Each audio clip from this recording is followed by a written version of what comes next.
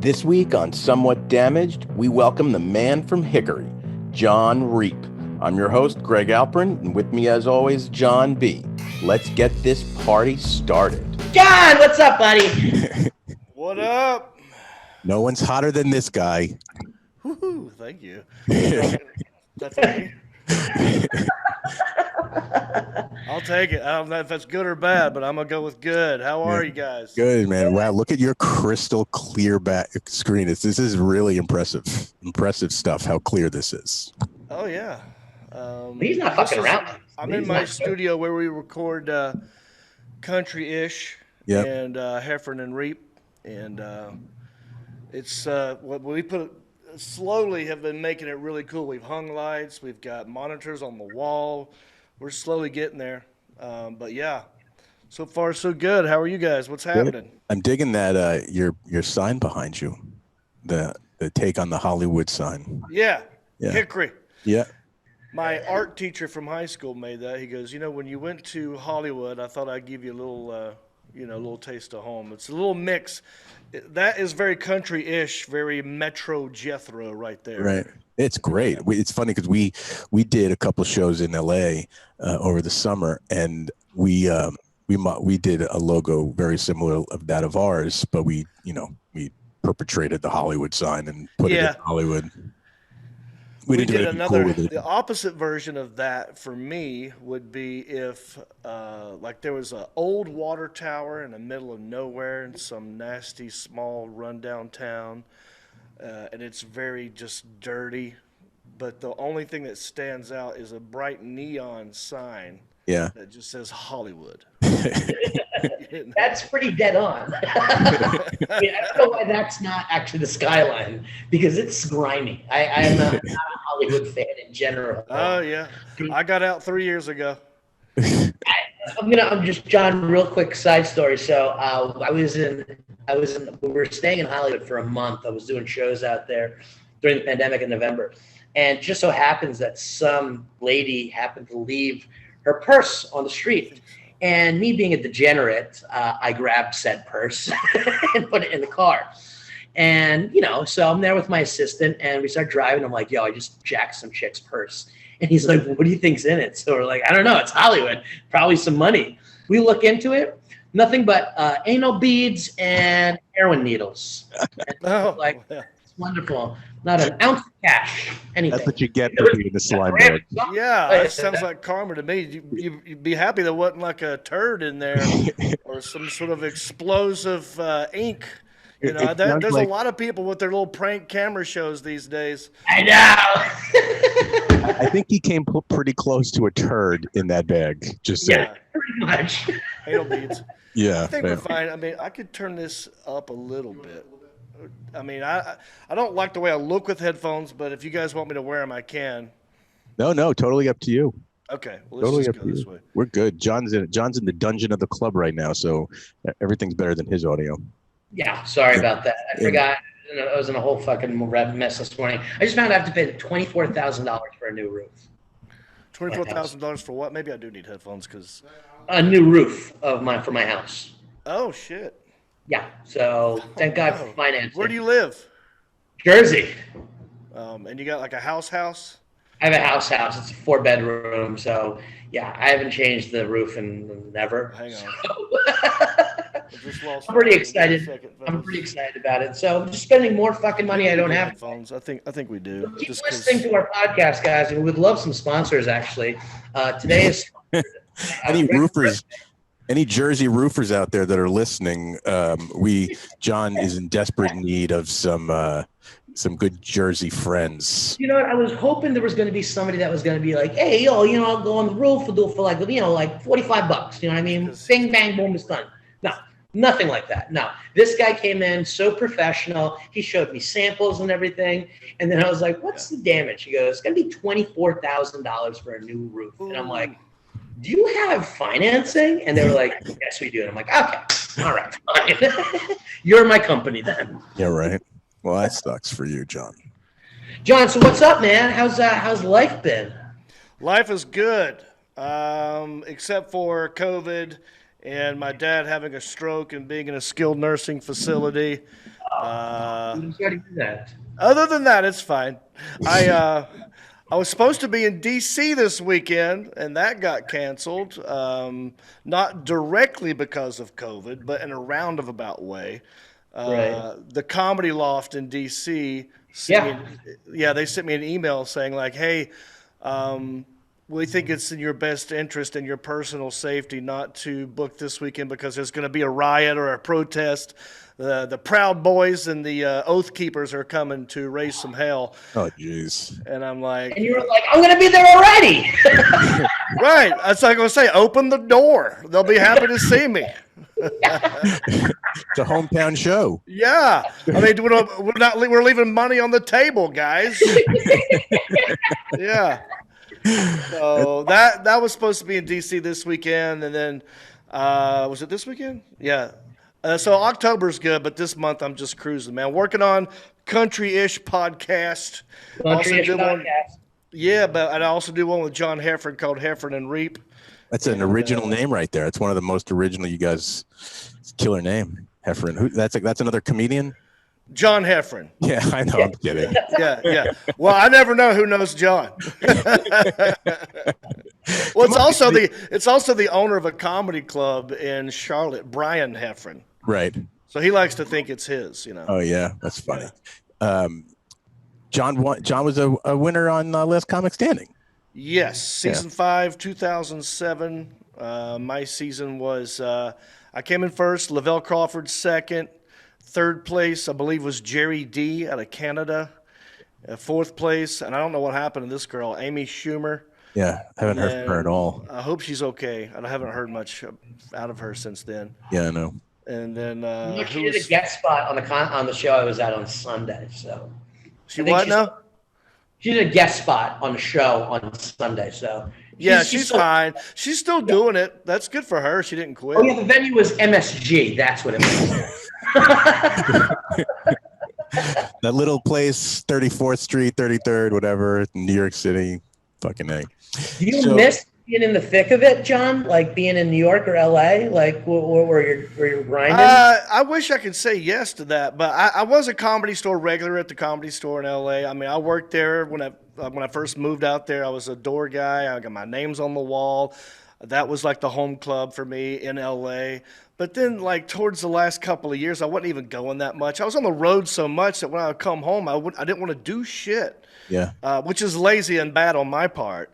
But now that I'm away from it, that's like I kind of do miss the Comedy Store a little bit. I miss a couple of restaurants and like 2 friends. That's it. So which two restaurants? Midori was one good. I live in Studio City. Yep. That's what the sushi capital. Sure. They say that, and so Midori was one. Kiwami was one. There was a good breakfast place called Jinkies. I don't know why it was called Jinkies, but that's the name of it.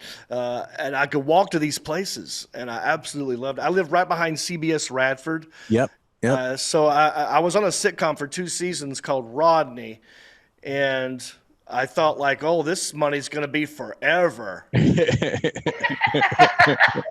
know, and I was like, I got a condo within walking distance of CBS Radford. And so when they canceled it, I could still look out my kitchen window and see the red light where, they're filming something else without me. And, So have you heard the big news about Studio City in the last few weeks? Not few weeks. What's up? The world famous Sportsman's Lodge is not opening back up and making their full conversion to condos now. It was a matter of time. That's sad. I went there a couple times. They did a big update maybe 7 years ago in one of the areas, and it was fun. It was a fun place to hang out. I love that hotel. That was my home away from home. And literally, like, I was there in January or February of last year, and they had just finished refurbing the entire pool. Right. Yes. Whole pool, everything redone. And then like a month later, everything shuts down, and they have not opened up since, and they're now not opening up at all. So I'm homeless when I come to LA now. Where are you now? I'm in Southern Connecticut, a little bit outside Manhattan. Gotcha. And so did you live in Studio City for a while, or? No, I was in and out of LA like once every month, every 6 weeks for years, because I worked with studios also on different stuff. And I just took a liking to Sportsman's Lodge because it's so friggin' convenient to the studios, and in an awesome little part of Studio City. You can walk, I mean, you don't need anything there. And it's a great little spot. Like, the people are nice, the hotel's totally fine, and inexpensive compared to every other fucking hotel in I like what's funny about that is, like, you're right, and I haven't been back in 3 or 4 years. Right. But there's also, like, there's a Sportsman Lodge. Then there's these random shitty ass motels. Oh yeah. That are just they're like $30, and they're still saying they got free cable. Yeah, free HBO. Free HBO, and you're like, how is this place still here? But the Sportsman Lodge is shutting down. I don't understand that. Well, people like the hourly rate, guys. It's all about the hourly rate. Like the summer of 19, they tore down the Sportsman's Lodge Convention Center that had the River Oak restaurant or bar in it and stuff, because they were going to turn that into like an Equinox gym and a whole bunch of fancy stores. With, I guess, the eye always to turn that place into condos. That's been going on forever. And then I guess because of COVID, they just didn't open back up, and they're like, screw it, we're going to turn it. We give up. But that is like Sushi Row. Like, you cannot beat the sushi anywhere, any of those places. Like, the worst one is better than any sushi restaurant anywhere else in the country. It's crazy. It was every 5 feet there's a different sushi place or a dog store. Something for pets or a veterinarian. But the sushi, you're right. My favorite place, it was Kiwami, and they have these baked Alaskan crab hand rolls. Yep. They were so fucking good. Yeah. And I've been trying to make my own in little shitty sushi places on the road. I'm like, well, I think if you put this and make this and use soy paper, and it comes out, and it's like, I don't know what they did, but I really do miss the sushi out there, man. Yeah. Where are you at now, John? I'm in Hickory, North Carolina right now. We're about like an hour north of Charlotte. Hickory was once the furniture capital of the world. Yep. Home to Winston Cup champion Dale Jarrett and the pig from Green Acres. So are you close to High Point? Yeah, we're about an hour and a half from High Point. Yeah. Yeah. So that's a big market for furniture and rugs. Yeah. Yeah. Furniture was big here. Tobacco was big here. Textiles. Can you still smoke indoors in places down there? No, I haven't seen anybody smoking indoors in a long time. The last time I was down in Charlotte. I was in the Queen City. Yeah. North Kakalaki, and I remember smoking at at a bar, and I remember towards the end of the night I was like, there are these video things, and I thought they were like kind of like you would just they were like picture like the mazes, arcades. No, they were actually gambling. And I was like, this is fucking terrible for me. So, but what brought me to my next thing is, are you a Carolina barbecue kind of guy? Do you like that vinegar? Yes, if it's done correctly. I will say the hard thing about the Carolina style vinegar-based barbecue is if you don't do it right, it tastes like shit. So it is easy to replicate Texas or St. Louis style barbecue because it's just sugar. It's just real sweet, and it's easy to do, and sugar tastes great. We all love it. But the vinegar, it's a delicate thing, and if you don't do it right, you can fuck it up. But if you get good vinegar-based barbecue, you will be like, oh, my God, where's this been my whole life? There's a couple of spots that I like. I've been always trying to, find a good balance, because everybody says, oh, we get Carolina style, but, I've never been down there. I have friends that live in South and North Carolina, so when I'm down there next, they say they have all these places, but I'm like, listen, you guys – we're from New York, New Jersey. I don't think you know. Some people grew up on this stuff. Yeah. I want to take that. Right. Well, where are you coming to North Carolina? I'll probably be down there. I'm going down for a wedding, actually, in December. What town or city you're going to be in? It's going to be at Duke UNC. Okay, so you're going to be in the Research Triangle. That's RTP. That is Raleigh, Durham, Chapel Hill. That's ACC basketball country. There will be good barbecue there. I haven't been out there that way in a minute. That's about 3 hours from Hickory, but you'll find some good stuff out there, man. I'm excited for it. And I apologize. We just keep on diving into food. It's just like it's our thing. That's our thing. We're a food podcast. I hear you. Well, so far it's sushi and barbecue. What else you guys like? Chicken Parmesan. You're in New York. Give me some. You guys have good Italian food up there. I mean, the best has got to be quality Italian. They do a chicken parm pizza. And essentially, here we go again with this chicken parm pizza. I'm just saying, it's really good. So instead of an actual crust, it's chicken that's pounded down. And they got the sauce on it, and then this mozzarella and the provolone, and you eat it like a pizza. Like you can fold it and everything, and they serve it with this hot honey and arugula. Oh, to die for it. It's out of this world. Out of this world. It sounds like something Pizza Hut just made up. But I would totally try that. I mean, I'm all for it, man. We had our fair in town last week, the local fair, and the fair food is, it's shit you would only eat once a year. I mean, they fry everything. It's nasty, but I mean, you walk around with a turkey leg this big, and I'm a foodie as well. But I mean, what do you go for in the fairs? I mean, do you do a fried butter? Do you do a fried Oreo? Not this time, but they do have that shit. I mean, they fry everything. They have just fried. I mean, it started with fried dough. Sure. Let's just put the shit in here, fry that, throw some powdered sugar on it. They'll fucking eat. I mean, it's dumb, but that's the only time you like it. It's when you're at the fair. Well, I mean, I don't want to jump into this out of school, but I mean, Connecticut does have the best pizza in the country. Okay, here we go. Give me the reason. What's up? I don't know what the reason is, but every year, like if they have the pizza surveys by the big foodie magazines and the New York Times and all that shit, and every year now for like 100 years, this place Pepe's in New Haven wins best pizza in the country, and then there's like 7 famous old school pizza restaurants in New Haven, and 3 of them, Modern Pizza, Sally's, and Pepe's, are in the top 5 like year after year. That's one thing I miss about LA as well. I found a couple of good old school Italian places as well in Studio City. One was called Little Tony's. Right. And they made the best pizza. I mean, it was like it's like New York style's big. It's like you fold it like this, and you can't get that. I don't think there's one out here. If there is, I haven't found it, but God, I love that shit. Yeah, they don't like the Connecticut. I've never seen it before. I grew up in northern Jersey, then I lived in Boston, then I lived in New York City for 10 years, and then I moved to Connecticut.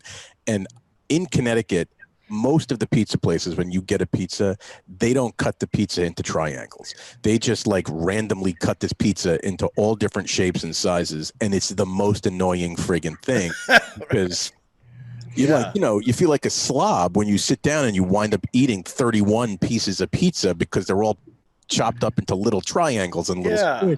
It's really weird, and I've never seen that done anywhere else but here.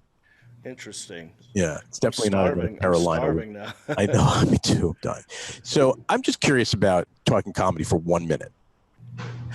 So Josh Blue just did amazing on AGT. Right. Came in third, I believe. Yeah, but he's a past winner of Last Comic Standing, right? Yes. So you 3 guys, right, all past winners. But now, and I've had this conversation with John a lot since this year's show started, that the comedians they put up on this show this season seem to be comedians who have they have well-established careers. The Sklar brothers, Gina Brion, Josh, and there was another guy, I forgot who it was. And I'm like, how is that what this show is? Like, what do you think about that? Well, I guess... Okay, so my season of Last Comic Standing, there were I had already been on Comedy Central. I had already done commercials for Dodge Trucks. I was already on a sitcom with Rodney Carrington. So I was getting the same thing. When I was on Last Comic Standing, people were like, why is Jon Reep on that show? Right. He's already made it. Sure. And I'm like, well, here's the thing. The show never said it's just for new talent. I mean, You watch it and you think, oh, it must be just this one thing. But if Chris Rock and Jerry Seinfeld wanted to be on the show, they would be on the show. I mean, Right. it's just Josh Blue was like, well, shit, I could use another boost in ticket sales. Why not? Oh, sure. And I guess it's not clear on what it is. Right. You know, maybe it should define itself more. But I didn't watch any of this season. I watched the last episode because I knew Josh Blue was going to be on the last episode. Right. I didn't even know the Sklar brothers were on it till you just said it. Yeah, they were on one of the earlier. Okay. They got passed through something. I don't know when they got eliminated, but I thought they do kind of talk about this show as finding undiscovered talent. Maybe I don't know. I'm just saying. I knew Last Comic Standing never said these are for amateur, up and coming, undiscovered comedians. Right. Sure. I don't know if AGT does that because I don't watch it. Yeah. How do you feel, John, going on to Last Comic Standing, knowing that it's kind of like a game show almost? You know what I mean? Did that kind of like, obviously we look back at it now and we've, people like some of the greats and people that are currently still working, but was there a little part of you, because, obviously people make fun of TikTok comedy right now. Was there anything about you that was like, wow, this is taking away from my art? 100%. I had said no to. I have an agent who was trying to get me to go audition for Last Comic Standing the first 5 years, the first 4 years. And I had always said no. I was doing fine. Like I said, I was on a sitcom. I was making money on commercials. I'm like, nah, I'm good. And the reason why I said no was because I hated the reality show side of it. Yeah. I hated the fact you would be watching a comedian on stage doing a great performance, cocky, confident, and then look right in the camera and go, please vote for me. Like, I hated that. It looked desperate and stupid, and it belittled it. And I said no for many years because of that reason. And then the year I got talked into it, my agent said, well, you don't have to live in a house, okay? You're all going to get your own separate hotel rooms. I go, okay, that's good. He goes, and it's just going to be, they're trying to get real established good comics on there, like Lavelle, and they had a lot of good comics that season that I was on. And it's worldwide. The year I was on it, it wasn't just America. It was Canada, the UK, Australia. And then he said, and the prize money is going up from $50,000 to $250,000. And I said, I'll go down there. I didn't think that I would make it far. I really didn't. But I know that it's a reality show, and I know as soon as I start talking, they're gonna pencil me in as the redneck guy. And so I just milked that side of it, and here we are. And I think I said Hickory one time on the show, but they used that in the opening of every episode. And they'd be like, and we got coming up next, Hickory, so I said it a lot of times, but I only said it once. Right. You know what I mean? But yes, to answer your question, John, I did not like that reality show side of it. I understand it. I didn't like it. And plus, it's out of your control. They edit the shit out of your set. They can make you look dumb. So it was a scary thing that I felt like I had to do, and it totally, in the long run, it totally helped. People still remember and talk to, ask me questions about it. How do you feel that anyone from your season in particular got like a bad shake through how they edited their sets or their, off stage commentary or anything like that? Let's see here. I do believe. Well, Jerry D's hilarious. Amy was so new. Like, she was young. Yeah. She ran out of material. She'll tell you this. Like, she just ran out of jokes.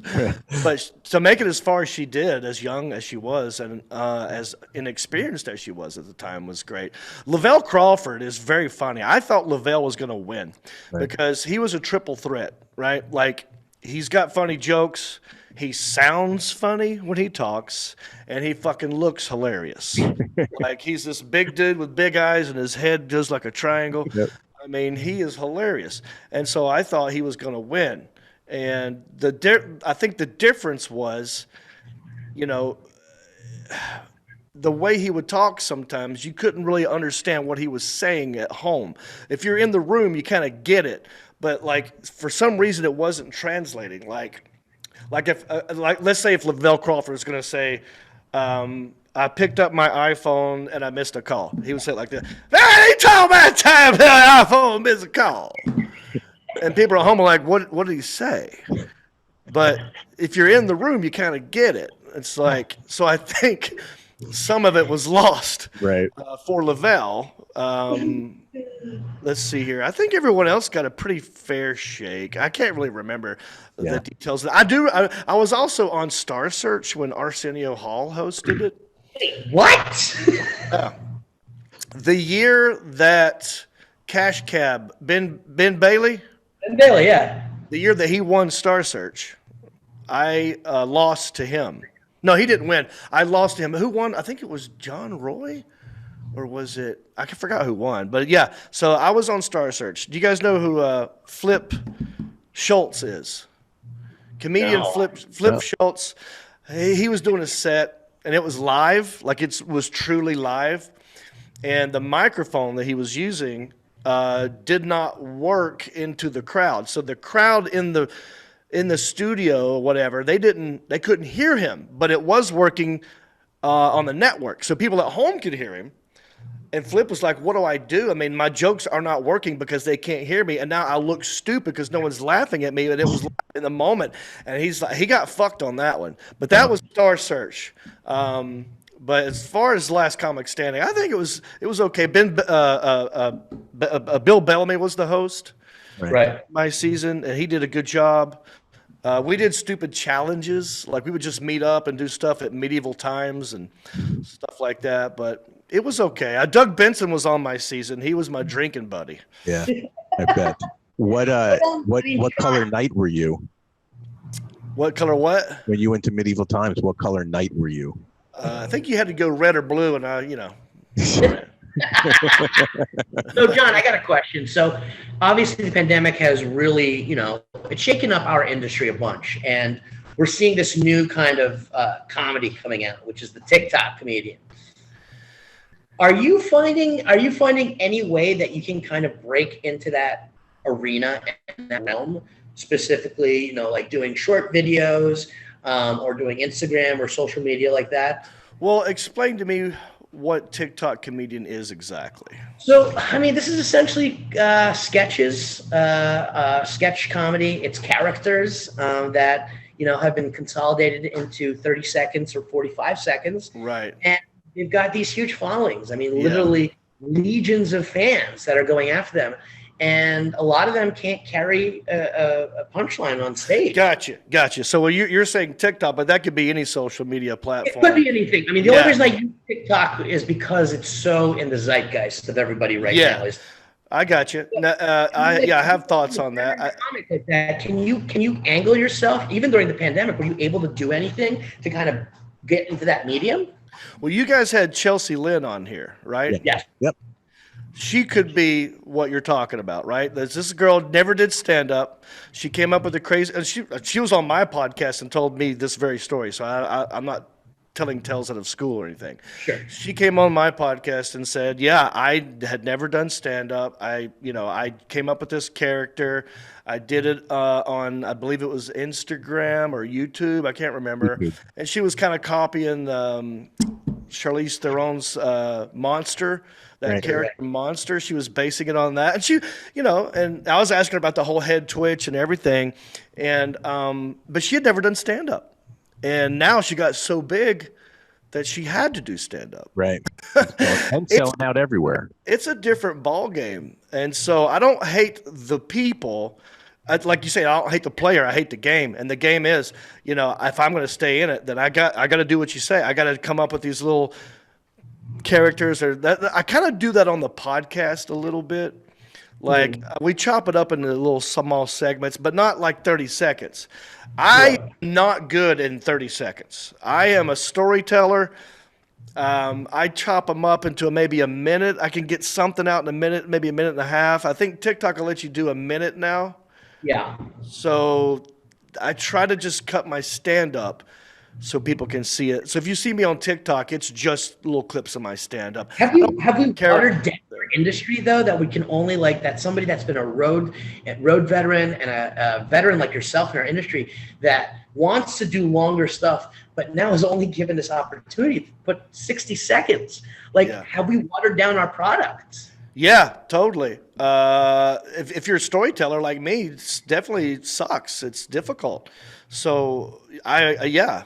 But what I did with my point with Chelsea was, she does mukbang videos, and I thought like, well, I'm like, I was like, really? All you gotta do is fucking eat in your car, and you get millions of followers. I was like, hell, I can do that. So I have a segment on my show called "Hell, I Can Do That." Right. So no one, it's not as good as hers apparently, but me and my mom. I do it with my mom. I call it mukbanging with mimosa. I call my mom Mimosa, and we just eat in the car. Done a couple of them, but it hasn't really caught on. We made fun of ASMR videos, where people they talk like this. Yeah. So that's one of the segments I'm trying to do on the podcast is find this ridiculous.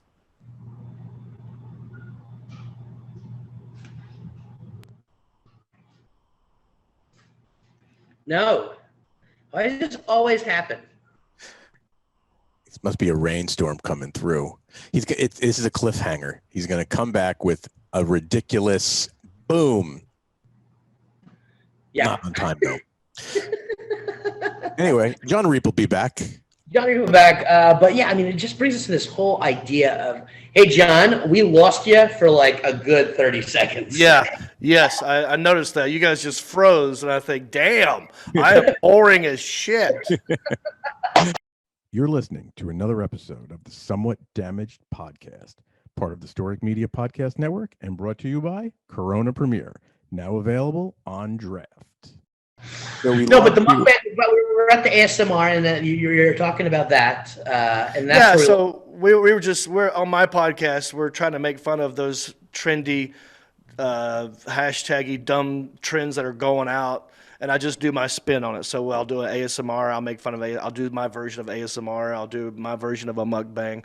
But I think you're right. I need to come up with a character, and I kind of had one before I moved back, and I was calling it the well-read neck, and where the idea is like and I wanted to turn this into a show or a cartoon, but I think it's better if it's not me doing it. Like if you get someone like Honey Boo Boo's mom or someone from Duck Dynasty, and you give them like good literature, and you're like, you need to read this whole book and then come back and do a book report. And then that would be like a well-redneck. So I had a well-redneck character I was doing where kind of like Drunk History-esque. Yeah, 100%. Yeah, like Drunk History, but Honey Boo read War and Peace.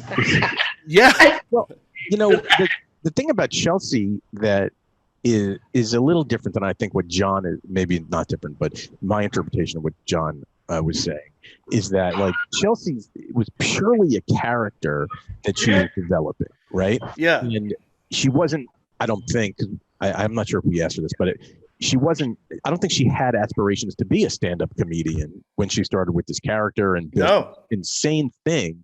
And then to your point, she had to go do stand-up.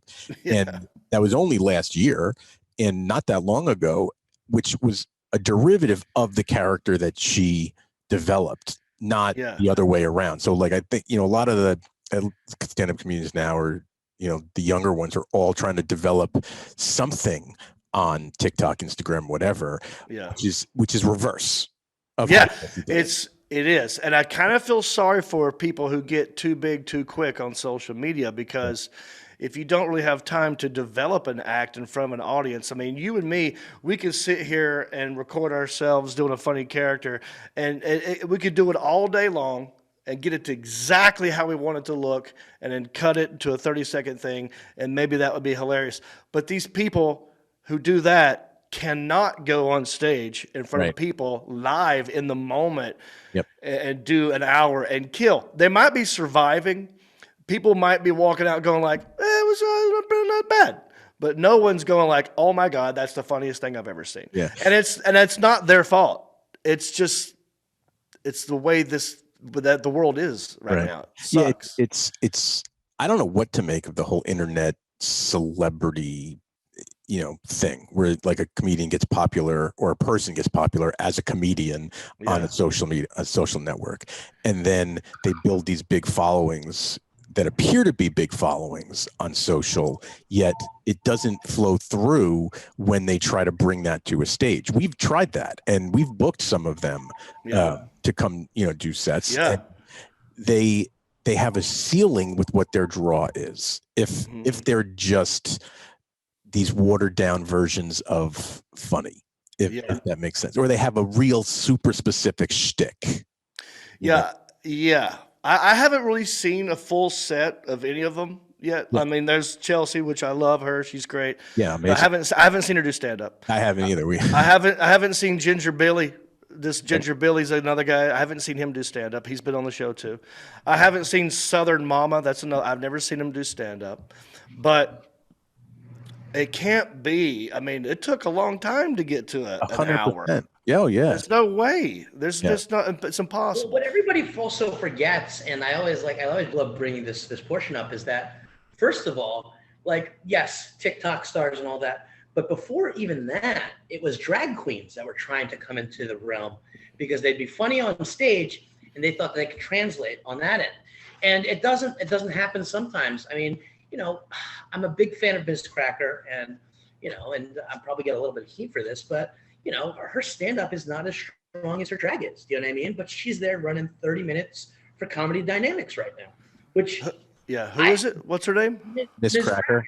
Which baffles me a little bit because I know that there's people out there that have a solid 45, but because you've been in a movie or you've been on a TV show, it gives you free reign to put out, mediocre stuff, in my opinion. And it's, and I'm not being a purist by any form. I will book at this club people that have made me laugh, or people that have social media followings or big podcasts and things like that. But at the same time, I still run a business. I'm not a curator of the fucking Smithsonian over here. You know what I mean? Oh, you got to put butts in seats, man. I get it. That's why I don't hate the game. I don't hate the players. It's just, it is what it is. But what I think will happen is over time, you'll see that it'll drop off. Yeah. It won't last. I don't think it can sustain unless they devote all their time and energy to the stand-up portion of it. Right. Which, why would they? I don't know how much money some of these guys are making on TikTok or YouTube, but some of it probably pretty good. And why would Yeah, I don't know, but I mean, but at the end, but back to that, John. I mean, how do you? I mean, listen, you've been in the game for a while. Are you still sitting down and taking that time, even in your, at where you are now, sitting down and writing on a daily basis? Are you still part of that kind of that exercise on a daily scale? No, I wish I was. What I do, my method is, and everyone's got their thing. When I was in LA, I wasn't sitting down writing every day. What I kind of do is come up with a premise or a thought, and back when I first started, I would go to the computer and literally type out everything I thought I was supposed to say, word for word. And over time, when I realized that skill, I can do it in my brain now. Not to sound like, like a prima donna or anything, but I can do that in my head. And so I don't really write it. What I will down is I'll write down like 4 or 5 words. Yeah. And then I'll think it out how I think it should go. And when I get to the stage, I write on stage. That's kind of how I do it. So when I'm on the road, I will reserve a good 30 minutes in the middle of my set to force myself to do it there. And at the end, I will do Q&As with the audience. And sometimes those questions lead to a time to experiment with a new premise or a new joke, because technically the show's over, and if it sucks, then it's not my fault. So I do it on the Q&A portion of it. So do you tape all your sets or a chunk of your sets? No, but I should. I I think I'm going to start doing it more often than I used to, because I'm finding now that the Q&A and the improv stuff is leading to some gold that I didn't anticipate. And in terms of cutting it up and putting it on the YouTube, I own that, and I don't have to get it cleared with Comedy Central or HBO, whoever it is that taped my special to begin with, or whatever it is. So, because I run into that problem too with YouTube. Like, I just now started amping up the social media. I got a social media company I use. They're great, and they said you got to feed the beast. And I just gave them all the stand up that I've ever have, and a lot of it, we get flagged. It's like, you don't own that. Yeah. And so I had to chase down all these people and be like, come on, man, it's COVID. I'm not making any money. Let me have this damn clip. Yep. And so I had to do that. But now when you tape your sets, you never have to worry about that. Definitely not. So Definitely. I'm going to start doing it more often. My next gig is in October in Dallas, and I'm going to have a guy come out and film me. But I'm not good at, I don't want to leave my phone by itself while I'm on stage to record a set. Sure. And I don't want to lug around a camera when I fly. So I got to figure out what works for me in that aspect. You know what I mean? Well, you could get one of those like, not for video, but for audio, just a small recorder that you pop right into the soundboard. It's like one cord. Oh, yeah, just for me to hear and play. Yeah, sometimes I'll do that, but I didn't know if you meant video. Oh, right. Oh, your videotape and everything would be quite expensive. Yeah. But that's good to have, because if something funny does break out, then you can put that chunk on YouTube, and then that'll help. So, one of the last things I want to ask you is, I somewhat know the story about the Carolina Panthers game and that whole dancing thing, but what is the truth? Yeah. Here's the truth. When the Panthers first came into the NFL, I want to say it was 95 or 96, me and about 10 of my friends, we were very happy. We finally had our own NFL team. I've been waiting my whole life. I've always loved football. I played football in high school. It's the only sport I give a shit about. And growing up, we didn't have a team. So when we got the team, we're like, fuck yeah, we're all in. So we're tailgating. I'm 21, 22.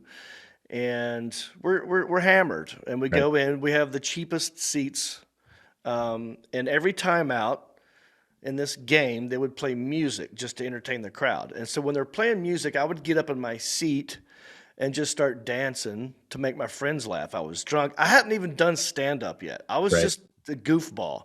Yeah. So I would stand up and start dancing around just to make my friends laugh. Yep.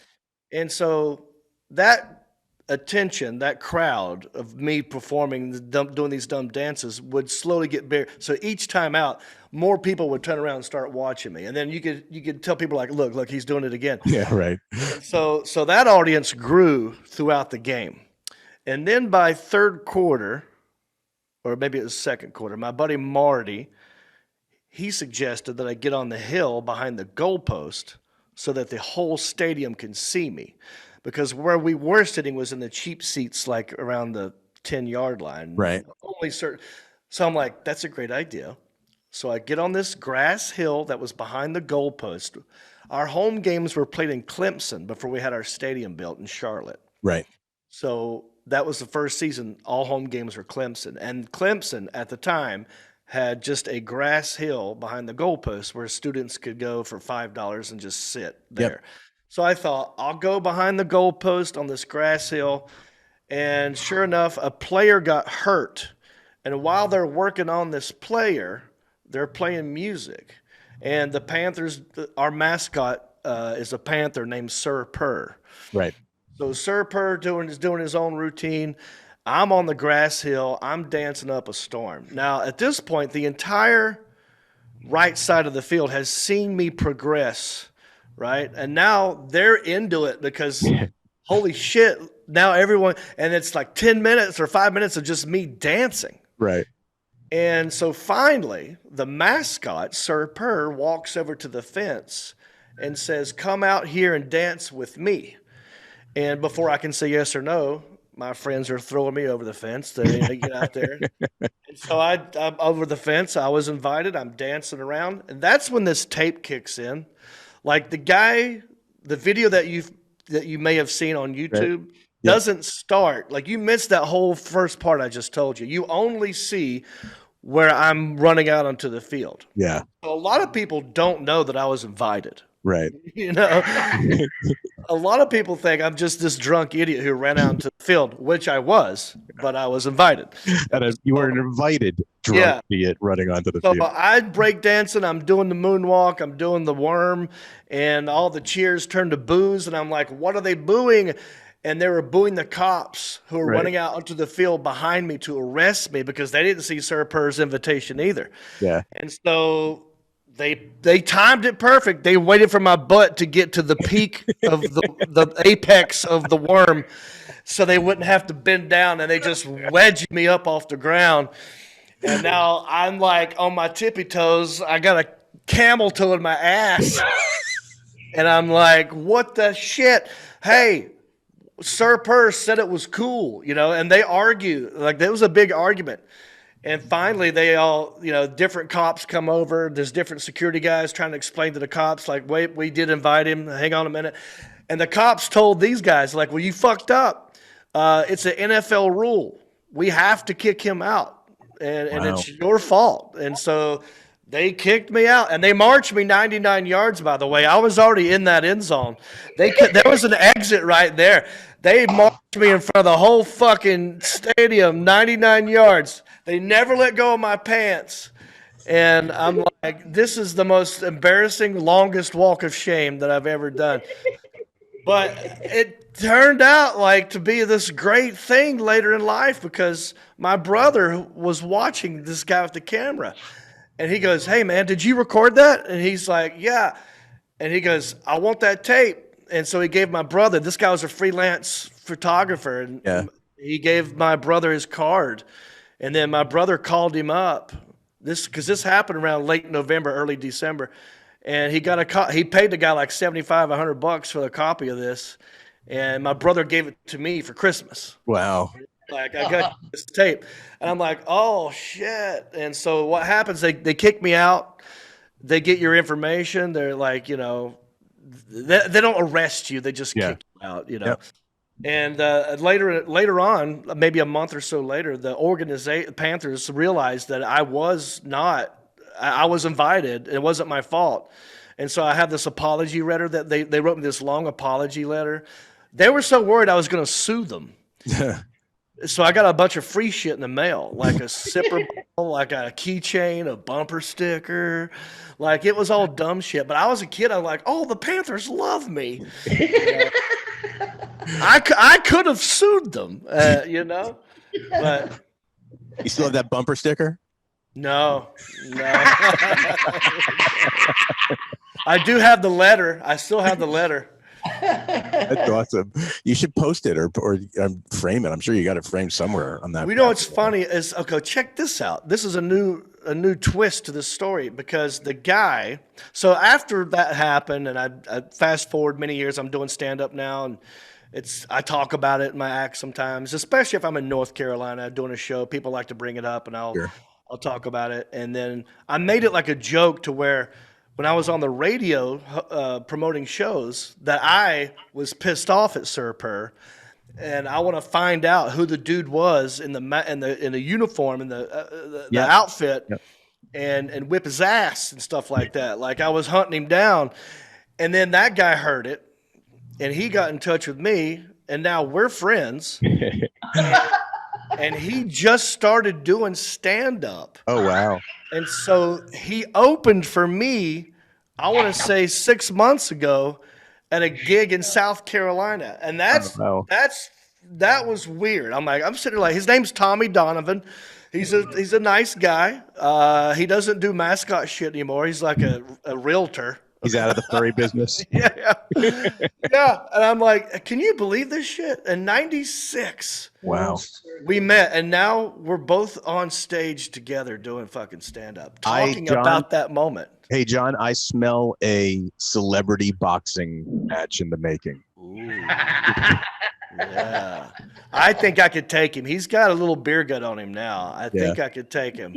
You got to, but he's got to fight as the mascot, though. Oh, yes. Oh, well, if that's the case, I could dress up like the Notre Dame mascot. I'm halfway there now, right? You, him, Brad Williams. It'll be a little trio of mascots. That would be funny.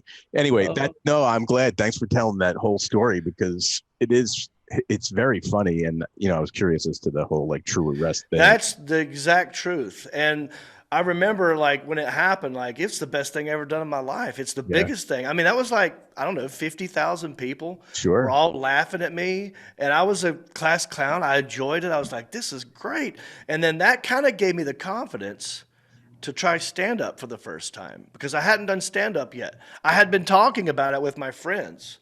And then my buddy Marty, the same guy that told me to get on the hill, was like, dude, you got to put up or shut up. I mean, you just made 50,000 people. You hear that, kids? If you want to make it in stand up and you want to really do it, you got to go and run onto a field somewhere. Well, you got to dance. Dude, wait, that was my TikTok, dude. That was a TikTok. So I mean, have you ever come out on stage to that video? No, but I have closed with it. I've talked about it. Where I have if I'm at a venue that has a big screen or monitors, and I'm like, if they want to play along, if the sound guy's like, yeah, I could do this, I'll do it. Well, I'll have it up there, and I'll tell them to pause it right here. I'll say this happened right here. I'll talk about this guy. And so we play it and pause it and go through it. And I've done that many times. I always get excited when I see a big screen, because I know, this is like 20 minutes right here. Yeah, I got 20 minutes of time. That's awesome. All right, man. This was awesome. Really appreciate it. Thanks for having me, man. We end on another. I mean, we started on food. We're going to end on food. Okay. John, you wanna ask, John? So, John, we always like asking, what was the best thing you had to eat this week? This week, the best thing that I have had this week. Well, I'm just now trying to get healthy again. Mm-hmm. So I've been trying to low carb it a little bit, but there's just off the top of my head this week, the best thing was probably, there's a sports bar here called Kickback Jack's, and they make chicken wings that I like. Now, see, I don't do spicy. It hurts me. Like, I enjoy it, but it physically gives me this worse acid reflux. I can't handle it. I do believe it. You don't kick it all. You don't like even like a buffalo sauce. You can't even do that. It's got to be time. I can't do the extreme hot shit. Sure, a little bit of spice is okay, but even then I'm like going, So, but these chicken wings that Kickback Jack's has, it's a dry rub. Oh yeah. And it's flavorful without being hot. Yep. And the way it's grilled, and they got this dry rub on it. And the way I love doing chicken wings, because my friends hate this, they like the big old fat, crispy chicken wings that you could, it takes two hands. Yep. I want a chicken wing with one hand. I want to be able to pick up one hand and go, and then put it down. That's all I want to do. And so I do the flats. The drums, you still kind of do this. I like a flat. I like to dip it into either blue cheese or ranch. Both are great. And just go, and so. John, can I give you a nice little life hack? What I do with the wings, okay? With wings, I take it at the top and I push down. And so at the end, it's almost like a little lollipop of chicken. So I don't have to do the slurp thing. So you push the meat down. Another good one that I like to do is on flats, I pull out the small wing and pull it right off. Yeah. Just like that. Dude, see, that's what's great about chicken wings. There's so many ways you can enjoy. It's like an art form of eating. Have you had there's a French style. It's called lollipop style. I had a place called Wicked Weed in Asheville. I had some. For all of our listeners that are unaware, essentially it's you French cut the drumstick, right?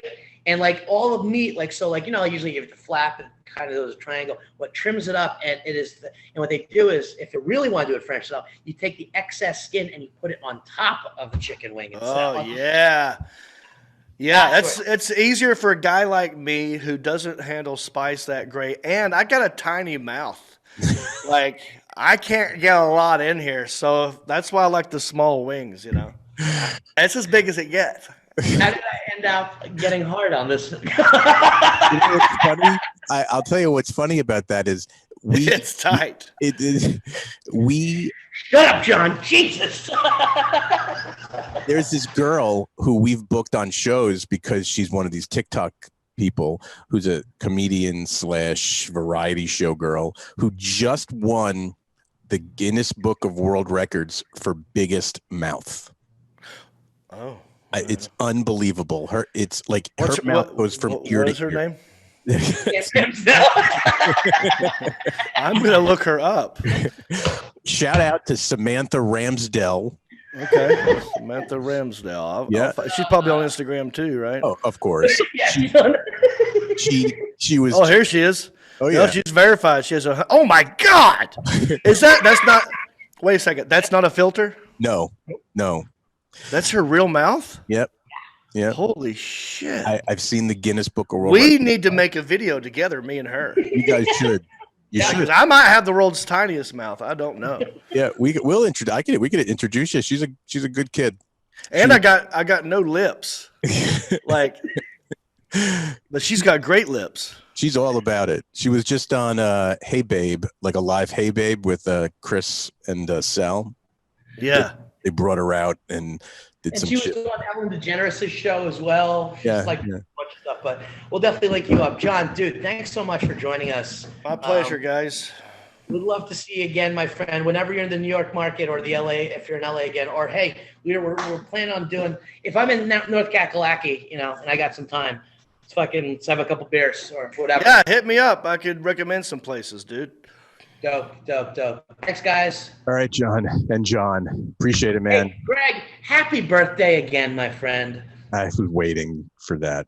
It's my birthday, John. Happy birthday, Greg. How old are you, dude? Old enough. Too old to be doing this. Yeah, tell me about it. That was John's way to suck her to the All right, dude. Thanks, man. Appreciate it. See you guys. Bye.